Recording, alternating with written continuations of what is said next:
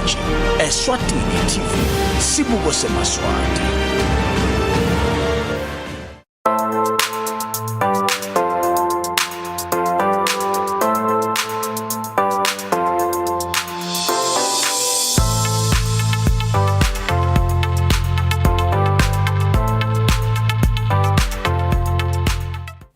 It's another Thursday, it's another day ukuthi lapho khona sikulesele hlelo Libhola Eswatini, show where we talk about we discuss things like pertaining ibhola yethu la FN kuthi nguphi division bani of the field on the field it get discussed here.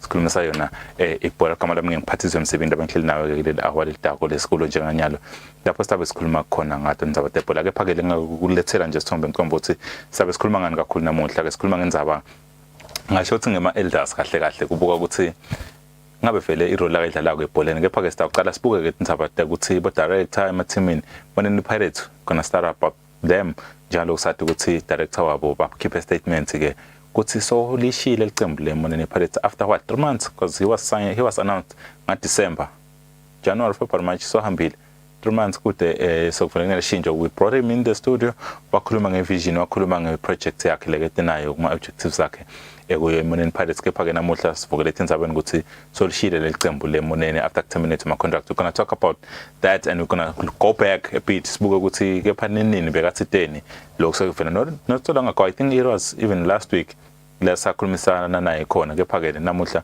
sesivona indzaba. We're going to take a look at that sikhulume ke nayo imbabani Highlanders nakhona kune unrest njengaloko directors Nimvile elia akhuluma ukuthi khona la phazamiseka khona.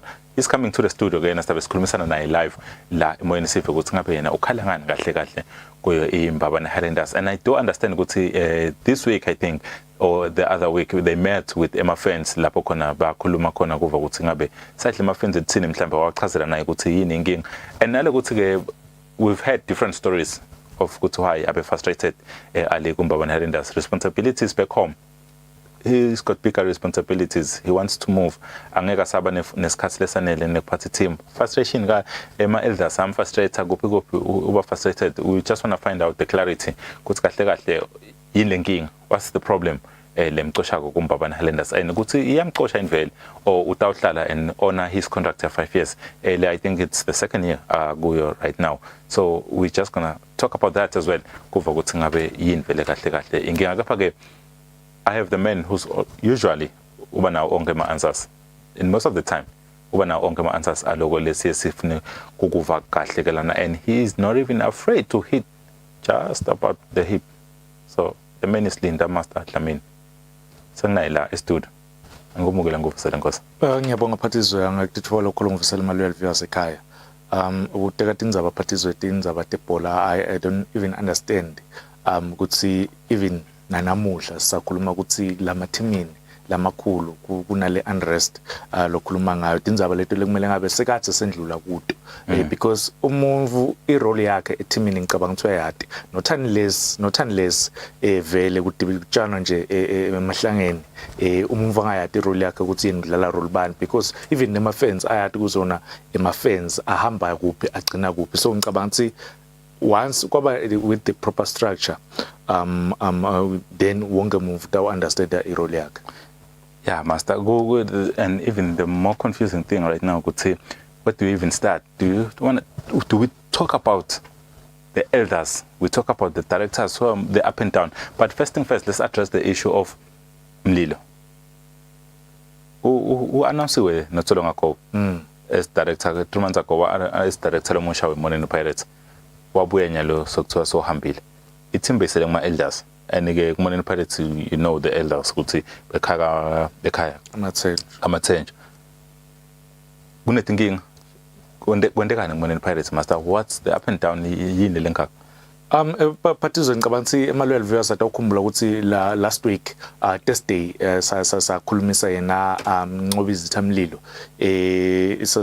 simtholile exclusively awakhuluma ukuthi badlali kuMoneni Pirates baholile yes bekhona mhlambe kungavani lapho etimini bahamba bahlala phasi ke ba discuss ema roles a discuss wonke umuve etimini wachaza cishe konke lengicaba ukuthi in fact yena Mlilo wathikhulumela yena ukuthi badlali baholile and bakhanze bangaholi for over 3 months so yena baholele and uphinze wabanika ngisho nalokungetulu kulabacelile so kuyafika ke itolo ba discuss ke tindzaba na director lokufaka ekhasi kona lokholela abadlali abavumelani ke lokho naloko ke kulaba discuss ukuthi director akabaholeli ngani badlali because kube sesikavela ukuthi director ungase bangakhuluma iqiniso beka nemanga nangayibeka njengeSiswati ukuthi badlali baholile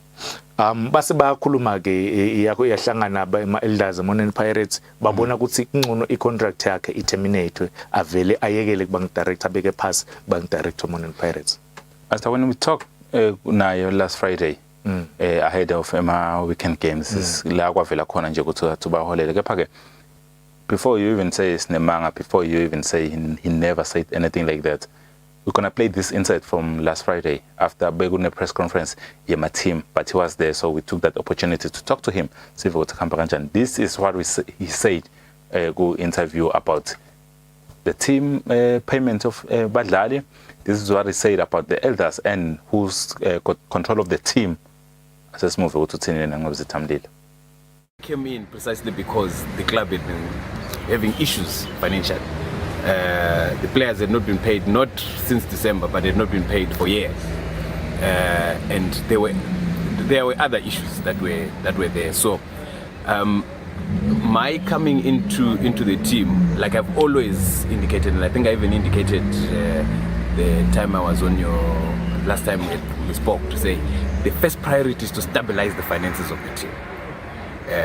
Now, when you are stabilizing the finances of the team, you have to allocate the funds that are there appropriately so that you keep the team afloat and you get the team moving. So players have been paid, and players will be paid whatever is agreed on time, which is why I said I want a squad of 23, because the squad of 23 is manageable financially. You will not have a situation where players play and come to work and are not paid. I'm coming in to stabilize that position, and stabilizing that position means you must rationalize your finances and make sure that you have a group of players with a wage bill that is manageable, and that wage bill players will be paid on time. And I have undertaken that with the squad that I've said I want, and the negotiations that I'm having with the players. Once I reach a deal with the player, we have a contract that is binding between us. If I say I'm going to pay you 1 rand, I'll pay you 1 rand when the time comes. If you say you want 5 rand and I can't afford to pay you 5 rand, then we must say you must go and find a club that pays you the amount of money that you want. Yes, they were paid. Yes, they were paid. In fact, for your own information, the proposal the players gave me of how much they wanted to be paid, they actually received more than what they wanted. There are no issues at all. The differences in opinion that you seem to be referencing.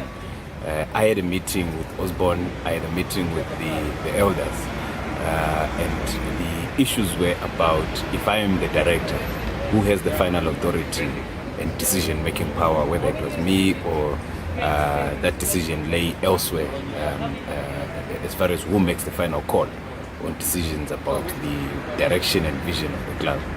We had a meeting with Osborne, we had a meeting with the elders, and they confirmed that I have the final authority on the direction of the team. So I'm not aware of anything other than that which we agreed with the elders, because it's an issue I raised even prior to taking over the team, to say what are the point structures of the team as it was, and what is the role of this structure, what is the role of that structure, and what is the role of the other structure. And I thought that we all had an understanding of what it meant, and my understanding of things was confirmed in the meeting that we had with the elders. So as far as I know, and Osborne I'm sure will confirm the same thing, that everything is fine. With everything, like I show, Master, I think the first question in right now Were the players paid? Parties, badlali beMourning Pirates, in fact, last Friday, njoba usho ukuthi bekune press conference, we talked to some of my players. Azama-ke ku-protector ligama le-team. Yeah, as they should. Yes, but ngeke baze bayikhulume kodwa ba-happy, bajabulile kulaba kuthole ku-director.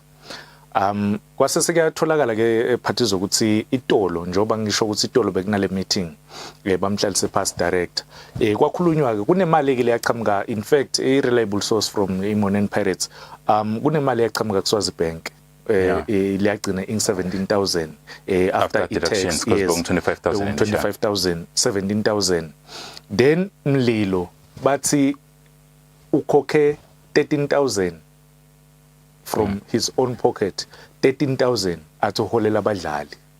So see 13,000 plus lo 17,000 loqhamuke eSwatini Bank, that makes 30,000 ku 30 players. But he said, you know, we recognize that 23 players. What of not 23 players that are going to manage a squad? Yes, but so I understand he paid only the 23. Ngalo 13,000 with the rest of the money he only. Because nangabe as a director uthi yena kule interview le uthi ngibabhadele badlali because ngibakhanze bangaholi for years. Oh yes, yeah, sure. Mina ngibabhadele for 3 months. Nakababhadele for 3 months, even paid more kula labakucelile. Can I just cut you, Master, before sihambe kakhulu, because that's why that interview akatheni kuphela. We did try to get hold of him before on air, full disclosure, but we were not able to get hold of him over his side of the story. But the team later in the country, iMourning Pirates, keep a statement namhla ivuma lokuthi yamhambisa. Yeah. And we got from reliable sources as Ashito Master, who we cannot declare MON because we have to protect sources at all the time. Lele kakushoko Master, because they were paid by imali yeSwazi Bank plus 13,000 from yena Mlilo. Ma calculations nje parties okusho ukuthi umdlali amunye uthole 1.2 nawubala, but uthi Mlilo I want to believe ngaye Mlilo because uthi ngila kusho koMlilo ukuthi badlali ba request imali tsite yena wabanika more lokusho ukuthi badlali ba request bo 800 bo 1,000 lokubathole bo 1.2, which is not true. Lengicabanga ukuthi Mlilo udlala ngebadlali, udlala ngeteam yeMourning Pirates 1. Kwesibili you can interview uthi khulumele wena uthi badlali ubaholele for 3 months even paid more. Ngicabanga ukuthi lokho ngiko lokube sesebhebhetela lo Mlilo kakhulu lokwenda ukuthi bayibite le meeting itolo bamhlalise phasi decide. And kunema reports ke njobo usho ukuthi sizamile kumthola yena ancobe izitha Mlilo sangakhona ukuthi simthole ilanga lonke namuhla but kunema rumors lathi ufuna kuya enkantolo kumixa iMourning Pirates enkantolo kuthi aka understand ukuthi contract terminate lena. So ngicabanga ukuthi uMumvu is an advocate uyawati umthetho, ngicabanga ukuthi kumele athi ngcono, but ke parties ngito letimvo lengisho ukuthi kulesikhathi lesi akukameli ngabe letimvo lesolo sikhuluma ngato. Ngiyaye ngithi mine ungathi kungcono lokuthi umuntu naketa ethi mina ete nale mali athi mine iMourning Pirates nginqobe izitha Mlilo ngiphethe nangu 1.5 for this season only, for next season ngidawuletha na imali naye ibe clear lenvo le, but until sikwende lo ngicabanga vele sidawuchubeka sibe nenkinga. Kunembukelo sevele aselanini who we gonna take right now. Sikumukela mbukelo ehlelweni. Oh babe. Hello. Siyakusemoyeni mbukelo, sikhuluma nabantu lokuphi? Yes, ukhuluma na Oroga Mabuza ibaba. Yes mshengu. Hayi babe, mina ngithi lokulungu abaphathi beMourning bende kahle. Hayi ngoba izigala ngabo kakhulu. Bakhulumisa lite kakhulu ayikho yonke lento lapho sina. Ala imakikini akhe kuyacaca lo hayi. Alakaqini lite luthole likhisi bende kahle nje lokuthi kuyele emuva. Bazabalazela ngoba bevele bazabalazela bona. Okay, wefakala mshengo uthi mshengo bathethe isinqumo lesikahle lekathi ke bathethe isinqumo lesikahle bobani ma elders team the elders that gave him the contract ukuthi asebenzele eDubai. He came in wa announce ukuthi ufuna kwenza naku including a very big ambition yenza we stadium. Fully the elders are in control master. Uthi lapha kunakhuza ku interview yakhe before nje sikhulume sisiyena further. Wathi sebakhulumile kwacaca ukuthi team who's got full control of the team, which was him. He got full control of the team but couldn't still run the team.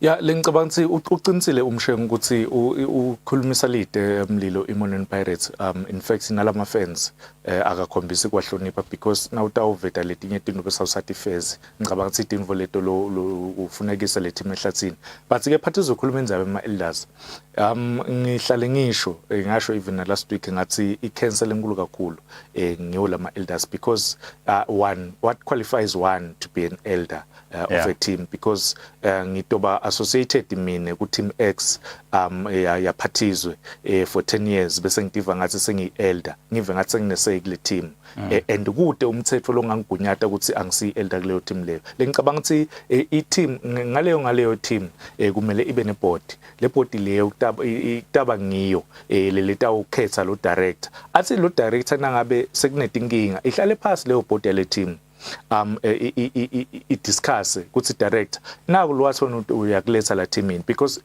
onke lama corporates ukhuluma ngeSwatini TV kune board ukhuluma ngeSPTC kune board ukhuluma ngeSCC kune board lengicabanga ukuthi even nalama teams if afuna ukurunwa kahle ayibe khona le board le tathi lo director a report le board nangabe tinvo tsahambi kahle nangabe futhi tinvo thamba kahle kube bete lo tathi la kule board ufuna so yafuna ukuncinta kule account le team.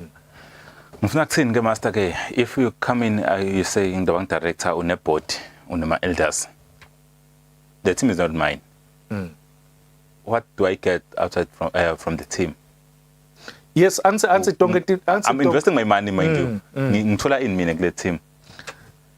I think Pathizwe is kumele understand ukuthi ebholeni yalakithi usuke ungasiyo I-investor usuke usponsor so ngisponsorisha the team but I cannot take my decision fully uyawathatha ama decisions because ngeboard ngimele ngiansarisha too no iboard utawansarisha lana ngabe le team vatsahambi kahle naku lenavumelana ngako neboard because anse le team bakunika fully run le team wakhe ama profits ale team uyabona but once kwaphuma la kule contract lo isayinile nale board then takubita iboard uthi hayiphela now number 1 sakhuluma ngayo savumelana awusammeet tawuhlwa ngane board kunema elders njengoba ngisho ukuthi le board anyone lobe associated cishe isikhathi lesidetermine angaclaim ukuthi yena uli elder but iboard itawatiwa ukuthi iMonon Pirates imbabana Highlanders emanzini wandazi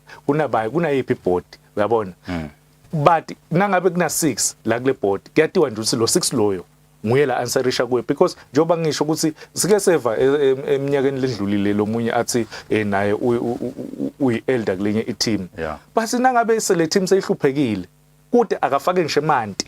So basically we saying master ema elders ema patrons kumele kube bamhla position ukuthi if the team itsingile they'll be able to provide leyo support.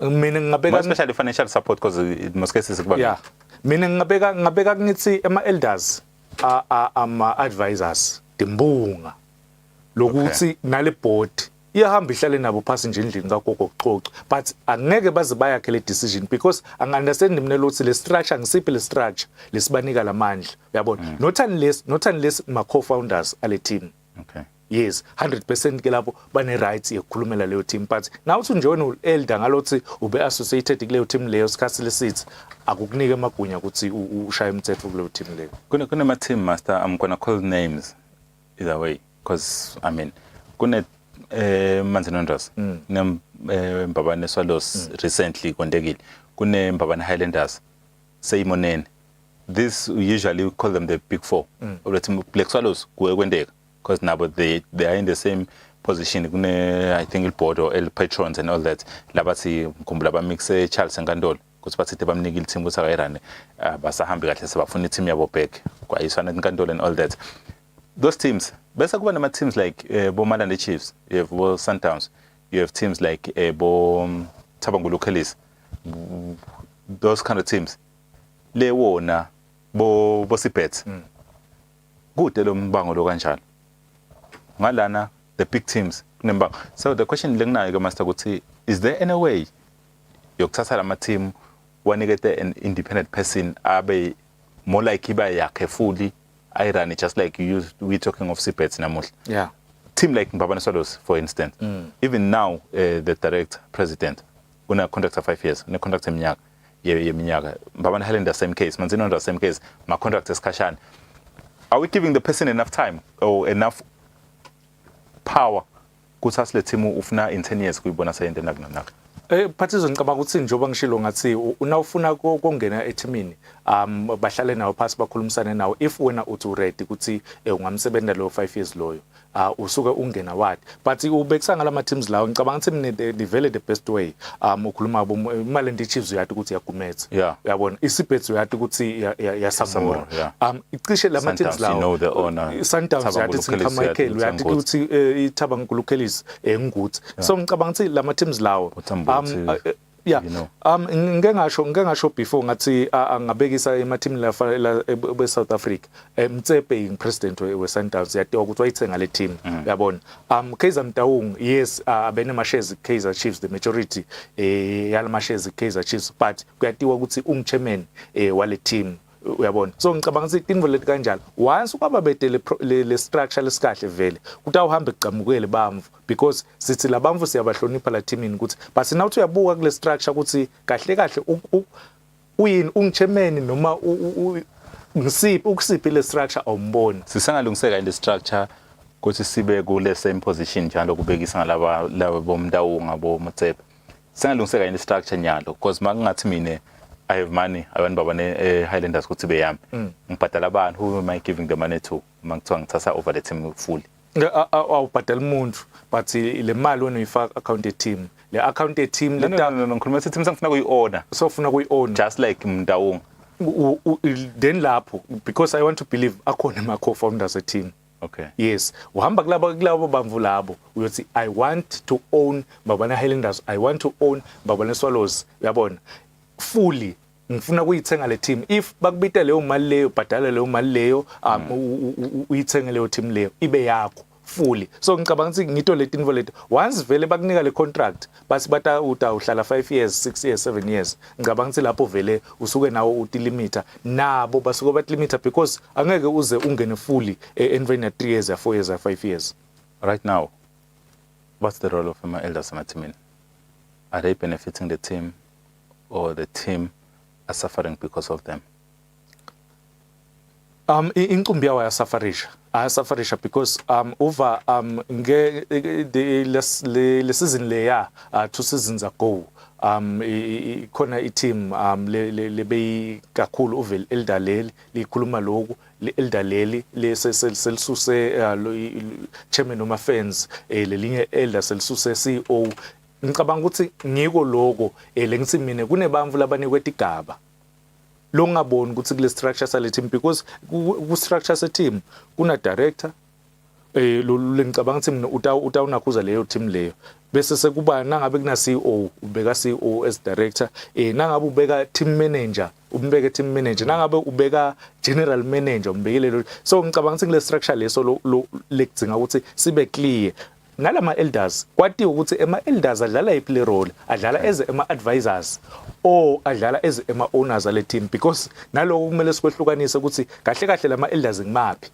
lama owners ale team noma ma advice like iMorning Pirates nje siyathi ukuthi iMorning Pirates vele bakaMathenjwa kuthiwa baye owner le team yabo le team uyabona but akhona ama patrons akhona lama patrons lo ngaboni ukuthi ngalenye ilanga ubevese bakhuluma patron banibani ufake isay noma kasafuni le direct uyabona lengicabanga ukuthi lama owners co-owners ale team akahlale phasi abide ma elders nidlala iphi role la teamini nan advisor bitani the right person ningajaya koqosha abantu nihlale nabendlini kagogo nilungisele inkinga leto nihambe nibuyele emakhaya or basic or alternatively to ama elders bamfla baya ungena with a certain ukuthi if unemali engaka sitawathe ukuthi team maseyihluphekile itawubuyela kuwe ipheli.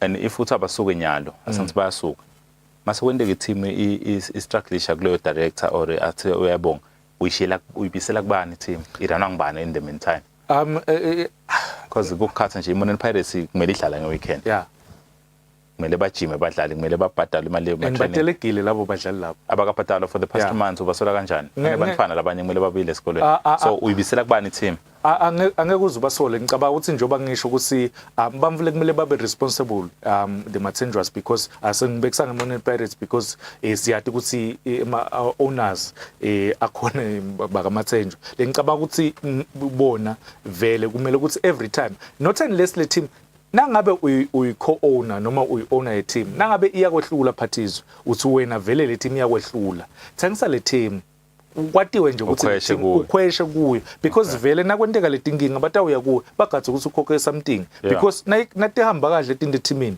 so uyafuna wena ukuthi kube khona lokutala ngakuwe tahamba kabi uyabhaca ngiko ke lenikhala ngako ukuthi lama elders inqumbi yawo once tinfo tahamba kahle teamini nakusiwa nje tahamba kahle i-team iwinile ingwenyama cup iwini charity sebasonzela thiwa hey imali team lesiyayifuna but tinfo tahamba kabi kune team nje 3 seasons ago be-stranded ingoba bahanele be-stranded badlali bangarentelo bangathengelwa ukudla uyabona where were the elders they were not nowhere to be found uyabona but tinfo nasecala thamba kahle sova kuthiwa kune elders banibanyana ngoba bana Highlanders let's ivela seyithi ithi ngicabanga ukuthi lesifo leso ngidawuhlala ngikhuluma I know ukuthi ukuthi inqumbi yabamvu ba attach emathimini because understand ngikubutile ngathi angiyengeva mina kathi umumvu okay vele kenteka vele ukhulele khona ethimini ekhakeni in favor yona babu wakho noma beka manager so nawe ngathi unesake leyo team ude leyo nakhuza leyo ude because akusilo lifala kini uyabona ngicabanga the right people kumele balide leyo team leyo. So we still have a long way to go in Saba Yama elders and fixing Ebola because Master, I've noticed this trend. It's one team or the other. If it's going well, go team A. More especially Makul. If it's going well, go team A. Surely team B. We are strategic. It's very rare like that. Opela kuna 2 seasons. Ongela matimu arana smooth. Go director go thinking abonke kuze kuphela season. Kuslimata ngana nesleeve.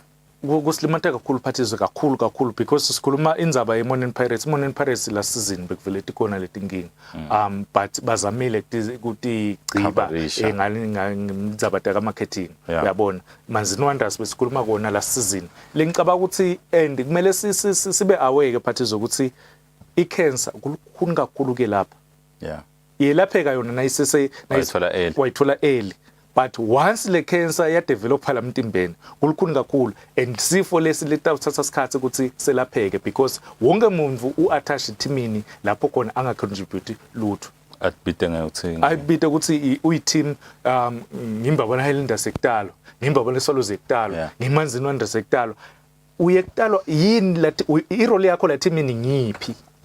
I'm happy you touched on the issue of marketing emathimini. iMonon Pirates sibonile yenda kwayisebenzela sayibona imovement sayibona tinkampani ti-brand lokutshengisa ukuthi tikhona inkampani letifuna ku-associate nebhola but they're just waiting for I've been talking about this the right packaging elawo ma-team proposal lecacako you talking of iManzini Wonders ike bana director lotshengisa ukuthi he's okay to run the team marketing team bekude longanani lokwendekako you have Mbabane Swallows marketing team you ask yourself ukuthi if director president lokhona nyalo angathi ayekela le team ingakhona nikthi sustain for 3 months within emakhofasa awo lebakwakhile kona marketing wise kusahamba kahle kusenemuntu lo phamba imali Mbabane Highlanders the same thing the structure is there the structure of marketing our teams looking beyond just go receive donations from banfu individuals yila kwendako ukubona ukuthi akhephela imali nawo. Phathizo ngicabanga ukuthi iproblem lenkulu kakhulu ebholeni yakithi ukuthi sibe solo sicela umbrella etindlini letinethako yabona sibe solo sithi sifuna kuvikela lemvula ngalothi inetha lendlu kani the bigger picture ngiloku ukuthi kumele silungisele roofing Okay. uyabona ukuze singatobe solo sicela ema-umbrella ukuthi siyacela bo sinike 3 wama-umbrella uyabona Yeah. la khathi endlini sing-3 sitawukhona ukuthi simbulele sobathathu kani kahle kahle lama-teams njengoba usho ukuthi ngike ngasho ngathi mina i-account ye-team kumele ihlale i-account ye-team because angibekise nje phathizo ngibekise ngama-associations ema-sports kune-football association kuna-CO then nalophethe imali then kuna-president nakahamba lo president loyo akahambi nale account ye-football association uyayishiya CO nabahamba uyayishiya i-account ye-team Okay. nale mali lapha uyayishiya because akusilo lifa la kubo ngihisheka ke nakule nto awuhisheka khona ke master ukuthi I come in eteamini I spend money yeah I spend money seniyangihambisa nini because senibona ukuthi account inonile senisangihambe nje njengaloku njalo ansi ke kubuyela kule tivumelwano ke phathizo ukuthi nawufaka le mali What do you get in ugadzeni return? ngale ngentazi Of uyabona course I'm a businessman I want some returns. exactly langanani Okay. iteam uyishiyela lokunganani if utawina 2 million eteamini kusala how many percent uthatha how many percent because you invest you are a businessman kumele vele uthole something iteam izuza ini Okay. le team letawuranwa kule season yonke itawubuya kubani le mali izithi lo loyiwinile noma letawuchamuka ekhikhini lakho leti vumelwane lento sayinako lapha contract Okay. Hayish. Kanti uyachaza umlangeni lana lebo lakachaza ukuthi kuhamba kanjani and nami elders anguboni lo msebenzi wakhe kepha ke master we do hope ukuthi one day we gonna be able to finally get one elder at least ngoma ngase ngiphi team bachaze kabandi le role yabo mhlambe ngithi ngalana lesingayiboni bona bayade ukuthi bendani.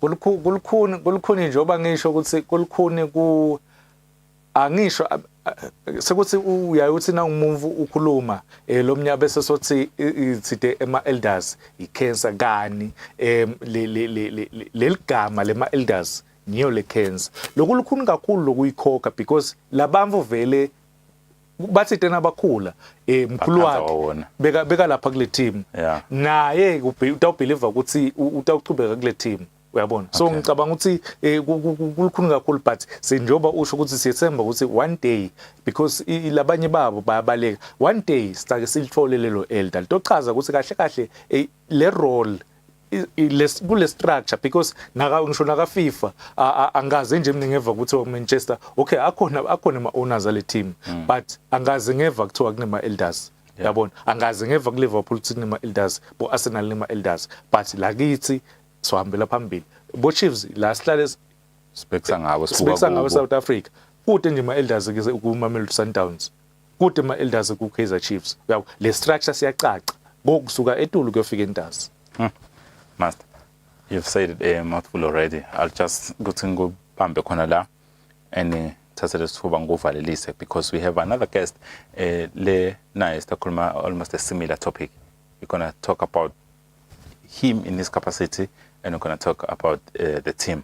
Thank you so much for your time, Master. Ngiyabonga Phathizo but kutsenza indzaba ye ikuta direction Mbabane Highlanders. The team is doing well. If Mr. Ali decides to leave, ngibalo tawubhadala lama players. Kulesikhathi lesi nje sesizini. If labamvu bathi laba iHighland bathi bamfuna out, ngibalo tawubhadala labadlali. That's what departing on. Yeah. Yeah, njalo sekavela shito Master sihlangabeta yena ngathi director wayo iMbabane Highlanders Mr. Ali Khomongole sesivele sinaye la e-studio sitangena sikhulume naye ke sibonile in the media kuvela kukhuluma ukuthi kunetinkinga this and that we're gonna just go back sibuke ukuthi ngabe sifika lana nje sichamuka phi nokuthi ke mhlambe iway forward itfolakele yini because we understand ukuthi there were meetings lapha nalapha meeting team elders meeting fans and the likes even nabo badlali. I remember against the game against Ineos, they spent about 45 minutes or to an hour the director addressing them. So he met the players and even as a training bekakhona kuleli viki before their game against Emiling. So we're going to be talking to him Ali Khomongole sive ukuthi ngabe kuthini nyali way forward ithini ya iMbabane Highlanders after the break.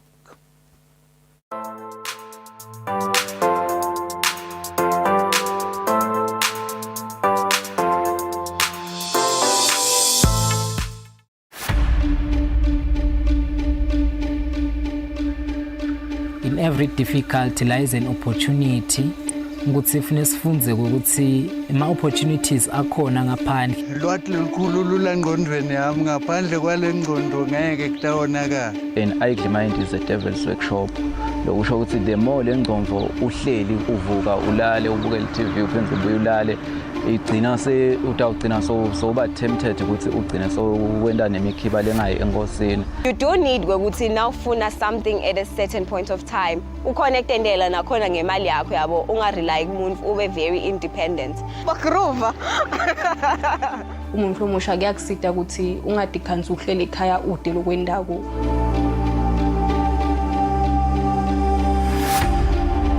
Phande Estradini every Tuesday on Eswatini TV.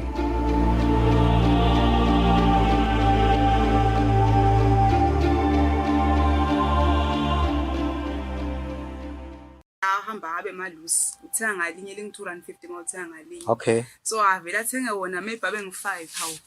Ebaba wakhe lama dispose la ngi5 athi angibekaphi mina. Ngoba kulukhuni lokumondlela umntwana lekhashane la ungaboni khona. Lo nisibopha ngawo thini. Uyangivumela mos ukuthi ngimthathe ngingakakhiphi lemvini.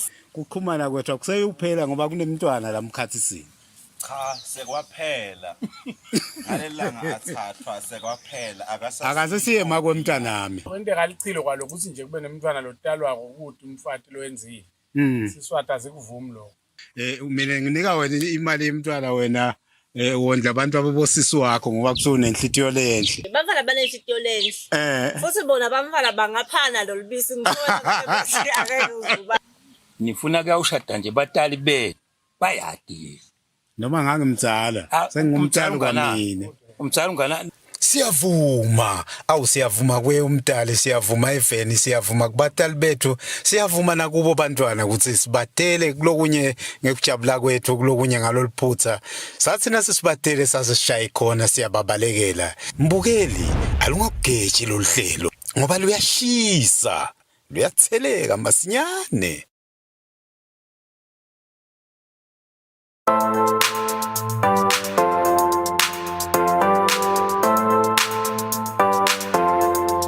Singumukele mbukele sisaqhubeka nalohlelo ezengishito elia ukuthi nyalo ke sibe sesikhulumisana naye director wayo iMbabane Highlanders Mr. Aliko Mohwe. So let me first welcome you to Eswatini TV again. It's so unfortunate to see this time we bring you back to the studio. Maybe not all is rosy within the team. There have been a lot of bad publicity, but they always say there's no bad publicity. But there's been that negative publicity around the team over the past few games, more especially now that the games have returned. The kickstart of the season, they were interrupted because of COVID. But it's Masboy Sabia with some bit of problems within other teams, and of course, Mbabane Highlanders included. But now we have the director who's going to address almost all those issues. Mr. Homo. Yes, sir. I'll just start from the very top. There have been, I'll call them conflicting reports. Okay. That you're gonna be stepping down from Mbabane Highlanders because of commitments back home, where you say there are responsibilities, added responsibilities within the family. The report came in and say you're gonna step down because of conflict within the team. Now, a viewer at home is like, okay, what's the real problem here? Why is he stepping down? Is he stepping down because there are problems back at home, there is pressure, or they're stepping down because there are problems within the teams? You know, it's an unfortunate situation because there's a lot of the ongoing things. First of all, it was this issue of me having fatigue. I remember when I took over the team, there was nothing at all in the team. Even the players, I have to start convincing the players. And sometimes when you are doing things, you don't think of you are affecting your health and your body. You are just doing things just to make everything to work according to the way that you want things to be. December I was having a fatigue because normally every day, and I remember when I was interviewed by Kenya TV, I was telling them, they were asking the question, and everybody's asking this question to say, how are you managing this thing? People who know me very well, what I'm doing and what all of this thing that I'm doing. But I was having a fatigue on December, and everyone was seeing it. Then I went to holiday to Cape Town. It's when my family and the royal family, they realized this man is overloaded. And then he need a place to stay. So when I go to Cape Town, and I spent almost the holidays at Cape Town. When I come back, come this thing of mining, because I want to venture to mining. Okay. And then, but to me, deep down, I was feeling a pressure of, I love Highlanders, and I love the supporters of Mbabane Highlanders, entire people living Swazi TV, and all these people who are surrounding me, for the support that they give it to me, the time that I take over the team. Okay. While other people, they couldn't believe in me. You see, there was a lot of people who couldn't believe in me, who were saying a lot of things, but I say that I will prove their point. I remember there was a question to say that, why, if people are repossessing Kumbi, their transport and their stadium, how are you going to do it? I say, I believe in myself. I'll prove the point one day that I believe in myself. I'll do things in the right way. And then after the whole things, you don't think that if things are happening, other people, they can't see what is happening. Okay. And then it's fine. And people are reading newspapers in South Africa to say that this person, the Kumbi was repossessed, the stadium was repossessed, meaning these people is not welcome, and I'm a foreigner in this country. You see, that is very pathetic to me. But I say, let me soldier on for the love of the team, and for the love of my supporters, and for the love of people who are supporting Mbabane Highlanders family. So after that comes this thing of this group of people who want to take off our team from me, because they realize that I signed players. They don't know my contract with those players, what a kind of a contract. They are thinking that if they chase me away, they will keep players, they will keep everything, the resources. And the players, they become clear to say that we signed a contract with you. If you leave, we are going. Okay. So, but I have a meeting with the patrons yesterday, because the supporters, they were willing to meet with me, to see me, to talk to me. As always, they are on my side. But yesterday I was very disappointed when I meet the patrons, although I don't want to reveal the details. But you could see that some of the patrons, they don't know about this other patrons who are causing these problems, because there are too many. Okay. But the rest of them that I was sitting with them, they were singing the very same song to say that we are supporting you. Okay. We give you the tea. We are sleeping. Please sleep. We are having. We are sleeping. We are sleeping peacefully. We don't have a problem. Some of patron, I don't want to mention the name, even stand up to say that every day I allow the mosquito to bite me, because I know that I will never have a call to say that the players are not get paid. We have a problem. We have what. There's this strong stability in the team. You invested a lot in the team. You gave them the clubhouse, transport. You got good players. But at some point you're saying you were fatigued. You were considering even leaving because of that.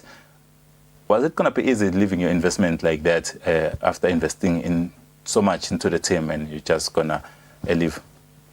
Yeah, you know, now I believe in something. If something is not worth living for, it's not worth dying for. Okay. You see, it's clear. I'm clear about that, because I can tell you one thing for sure, that my health comes first. Okay.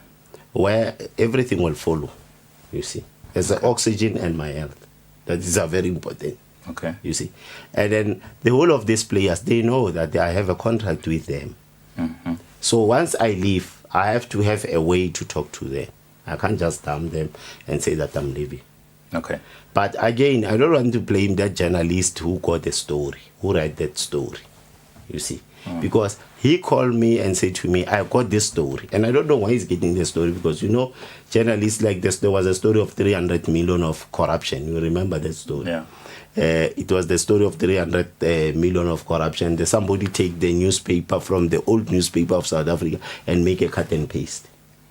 So, and I can't go to that particular person. I say, where did you get the story? When they called me to say that I must comment, I say, yeah, it's true, but call the lawyer to get the story. The story was in South Africa, I think, long time ago, and we know that this is buried and dusted, you see.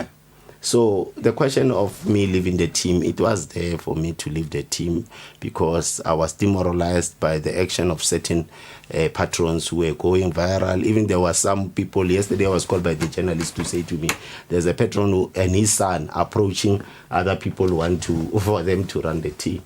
So, it's very pathetic.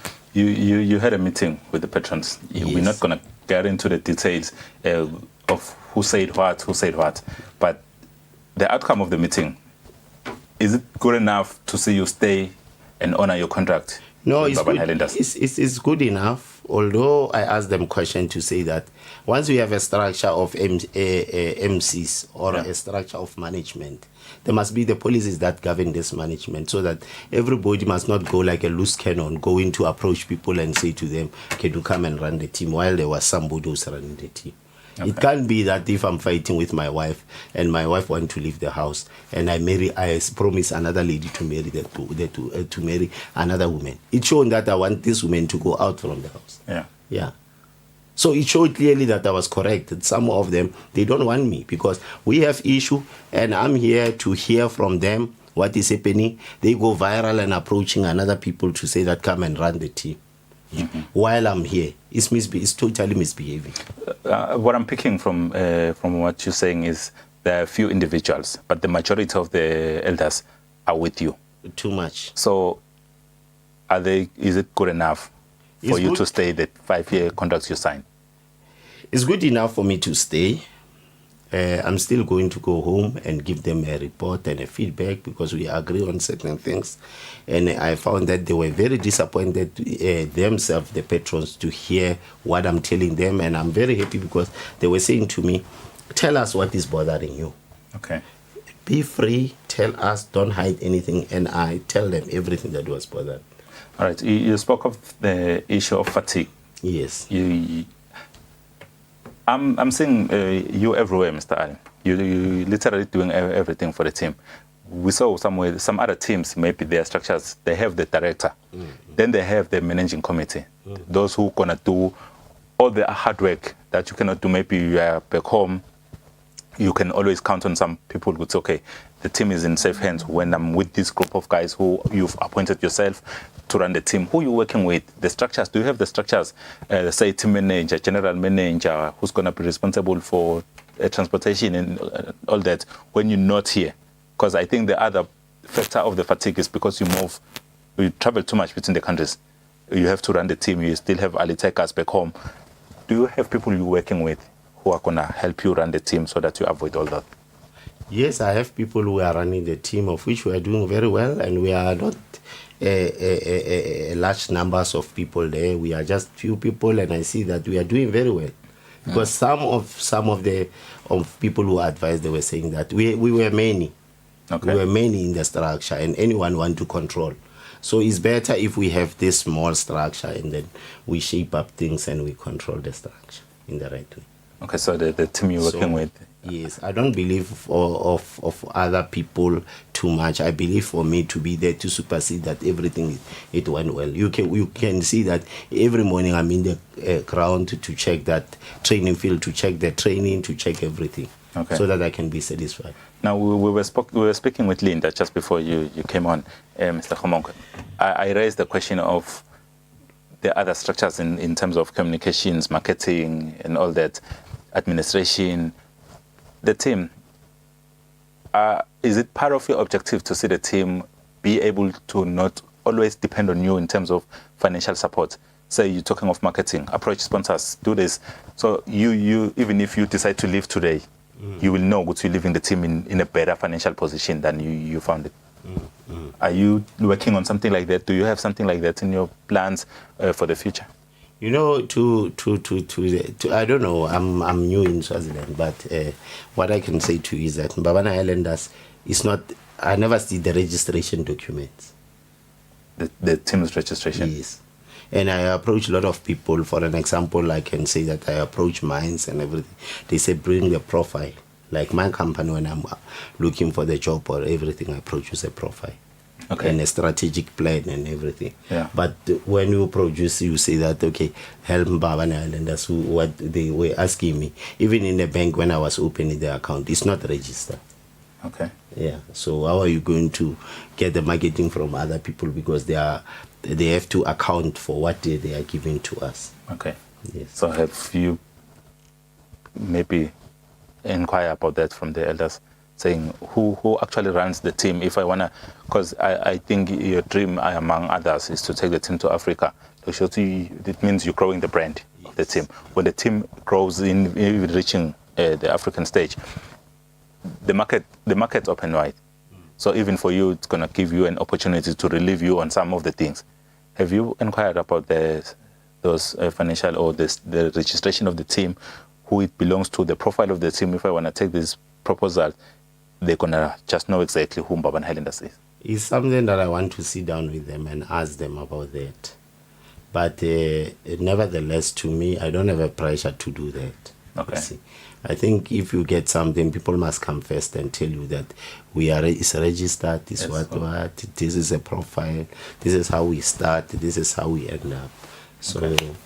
I'm supporting Mbabane Islanders, and there's nothing I can do about it. Okay. But it's very important for professionalism to know who is the owner, and the owner must give me those rights so that I can go abroad. I can go to South Africa, as I'm dealing with a lot of companies, and talk to one of the company to come and say, this is the profile of the team, this is the registration of the team.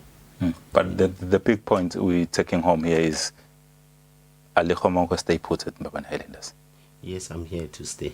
Yeah, you've been around the stadium for the opening a few games. On a lighter note, Mr. Ali, you saw a team drawing against Ineos, you saw a team winning against Miding. What do you make of the investments you made? You see now they are playing. What you made? Because I saw you in one of our pictures, you were in the ground talking to the players. Was it tactical tips, or maybe what's your take on the first few games? Yeah, normally I go to them and talk to them and tactically advising them, and then again motivating them, because even the day that we were playing with Emily, I spent almost 3 hours with them at the clubhouse and motivating them and talking to them and advising them. That is why Mujov was performing very well, because I told him that Highlanders is a big team. You can't compare Highlanders with the team that you are coming from. Because now it's like the same in South Africa. You get the player who's playing for NFT and going to play for Kaizer Chiefs. While the stadium is full, he gets scared to perform. So you need to motivate them to say that, boy, don't look those people, just focus for what you are doing. So you're happy with the progress of the team?